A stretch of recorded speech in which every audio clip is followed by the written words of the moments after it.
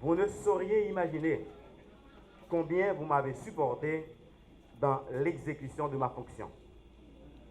Les divers échanges que nous avons eus tout au long de ma carrière, que ce soit à l'Office des postes d'Haïti, au cabinet ou en tant que directeur général, m'ont permis d'une part de comprendre davantage les fonctions régaliennes du dit ministère et le rôle éminemment important qu'il doit jouer dans le développement socio-économique du pays.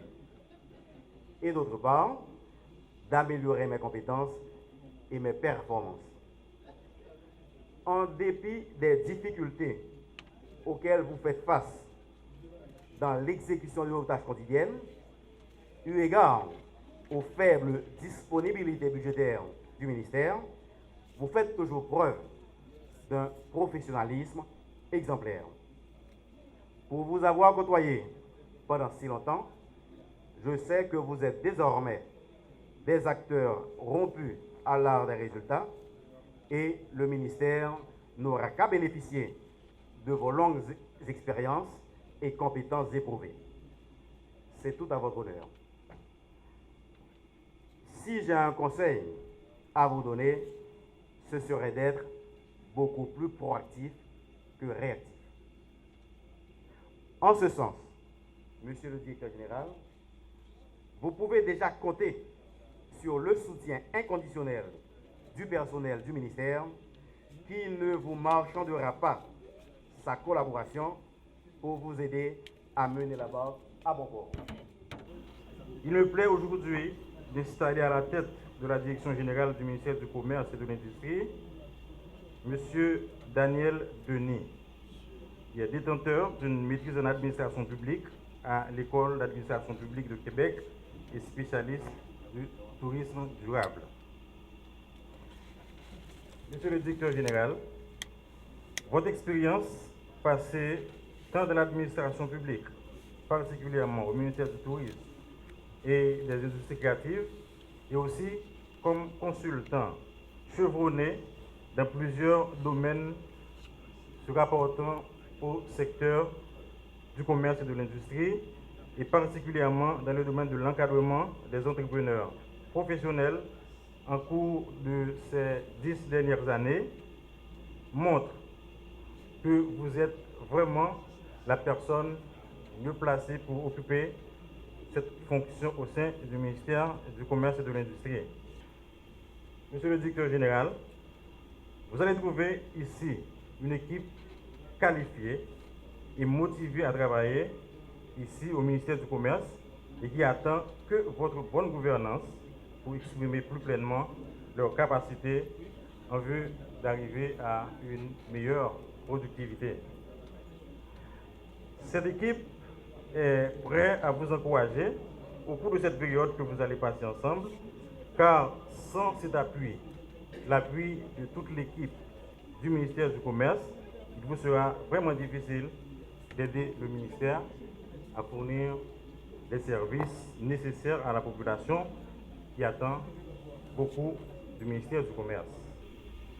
C'est avec beaucoup d'enthousiasme que je suis prêt à mettre mon service, mon savoir-faire professionnel, construit tout au cours de ces 10 dernières années dans l'administration publique, soit comme enseignant-chercheur, soit comme consultant indépendant ou encore comme directeur de formation au ministère du Tourisme au service de la communauté. Monsieur le directeur de cabinet, il me plaira de travailler avec vous pour la mise en œuvre tant de la politique sectorielle de l'administration en matière de commerce et d'industrie que de la feuille de route que le Premier ministre a transmise à notre ministre. Mesdames, Messieurs les directeurs techniques, très chers collaborateurs, je n'appelle à votre collaboration, car sans celle-ci, votre dynamisme et votre esprit d'équipe, ni le ministre ni moi ne pourrons accomplir les lourdes responsabilités qui nous incombent aujourd'hui. Nous devons par conséquent travailler d'un commun accord afin de faire du développement du secteur commerce et industrie une priorité.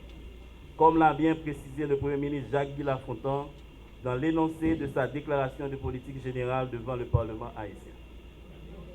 Mesdames, Messieurs, chers collègues, dans l'accomplissement des activités journalières ainsi que dans nos prises de décision, notre boussole doit être la promotion d'une culture de résultats, probants et objectivement mesurables. D'ores et déjà, le ministre Dumény et moi vous incitons à viser quotidiennement la performance. Nos projets, de quel financement qu'ils soient, du Trésor public ou de nos principaux bailleurs de fonds, doivent être accompagnés d'indicateurs de performance périodiquement mesurables. Mesdames, Messieurs, chers collaborateurs, je ne saurais terminer cette brève intervention sans rappeler les attributions du MCI. À côté de l'obligation de résultat qui nous anime de notre obligation d'être toujours à l'écoute des citoyens, à qui nous devons des informations sur l'évolution sectorielle tout au long du quinquennat du président Jovenel Moïse, permettez-moi de vous signaler que vos principales activités doivent être guidées par le respect scrupuleux des normes de contrôle de qualité, la reddition des comptes, l'appui aux PME, les mesures incitatives visant à encourager dans l'économie nationale les investissements issus tant des capitaux étrangers que ceux des Haïtiens vivant en Haïti et ou à l'étranger. Je suis convaincu que vous conviendrez avec moi qu'il est urgent de nous mettre au travail dès aujourd'hui afin d'apporter des réponses concrètes et efficientes aux problèmes des citoyens ainsi qu'aux différents acteurs du secteur privé des affaires. Je vous en remercie.